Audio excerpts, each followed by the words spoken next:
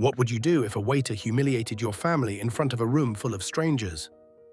Most people would explode with rage or storm out in shame. But this man, he stayed calm because he knew something no one else did. And by the end of that night, the entire restaurant would learn never to judge a book by its cover.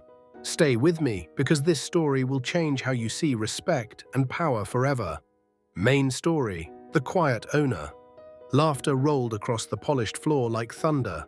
Derek, the young white waiter with a cocky grin, poured a full glass of ice water right into the lap of Marcus Bennett. The water splashed across Marcus's shirt, soaked into his wife Emily's skirt, and hit their son Jordan's school jacket.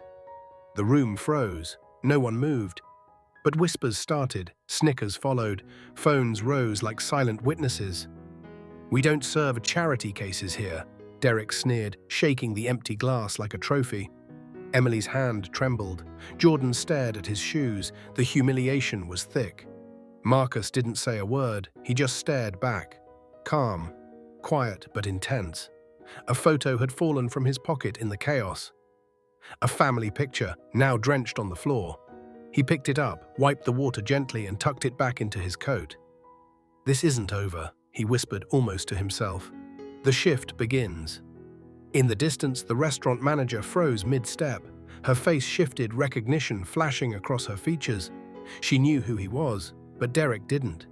"Tables like yours don't last long here," Derek scoffed again, turning his back. Marcus stood slowly, walked toward the center of the restaurant. He reached into his pocket, pulled out a sleek black card, and laid it on a nearby table. The entire room leaned forward. The card read, "Marcus Bennett, founder and CEO, Bennett Dining Group." The crowd gasped. The silence was now thick with shame. "I own this restaurant," Marcus said calmly, "and 6 others just like it." Derek's face drained of color. The smugness vanished. The room? Dead silent. The final lesson. "I'm not here to fire anyone," Marcus said, looking to the manager, "but starting tomorrow, this entire staff will undergo mandatory training on respect, dignity, and bias." The manager nodded quickly. Derek couldn't speak. Marcus turned to his family, fixed Jordan's wet jacket, and guided them toward the door. Before leaving, he looked back once.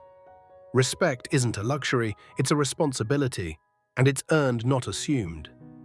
With that, the door shut behind them. But the lesson stayed with everyone. On African Tales Daily, we share stories that remind us of timeless values, humility, strength, and quiet dignity. Marcus didn't shout, he didn't curse, he didn't flex his wealth.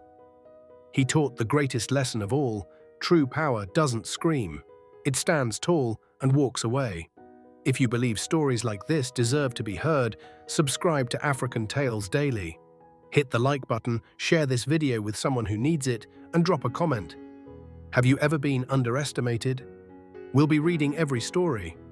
Until next time, stay grounded, stay wise, and remember, respect runs deeper than titles.